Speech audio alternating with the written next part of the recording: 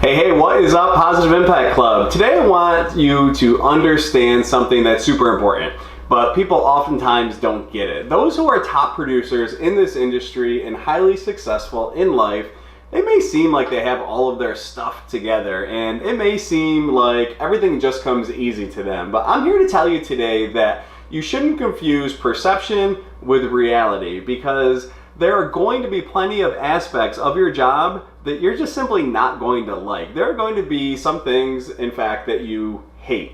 And there should be those things, because that means you are pushing through the challenging but necessary things that must be done in order to reach levels of success that you ultimately desire.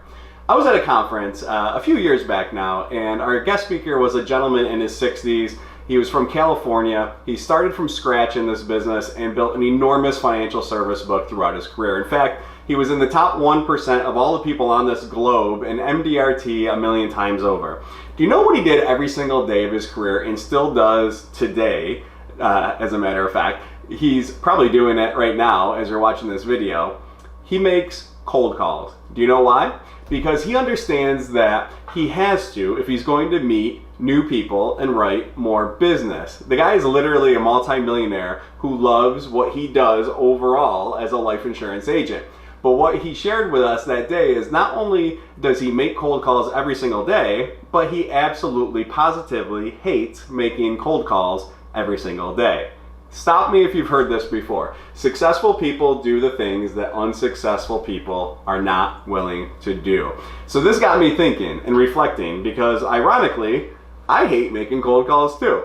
Pretty sure we all would rather do just about anything else. So what I did back years and years ago when I was selling mortgages is this. I developed an approach where I recognized what I wanted to do the least and made that the very first thing I did. Many of you know this as the concept of eating your frog first.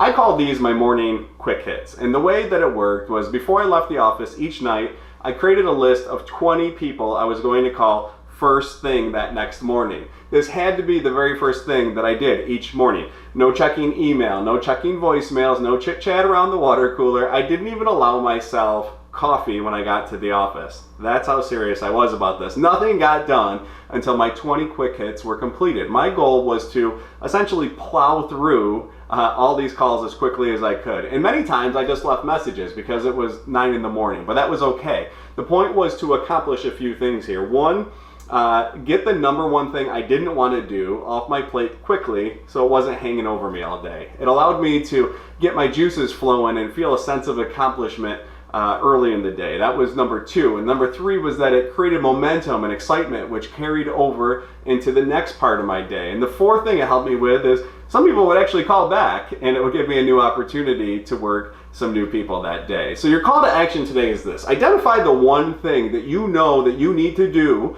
but you probably don't want to each day. And then, you guessed it, make that the very first thing that you do each morning. You're not going to love everything about your job. So take the things that you hate the most and do them first. I promise you'll be happy that you did.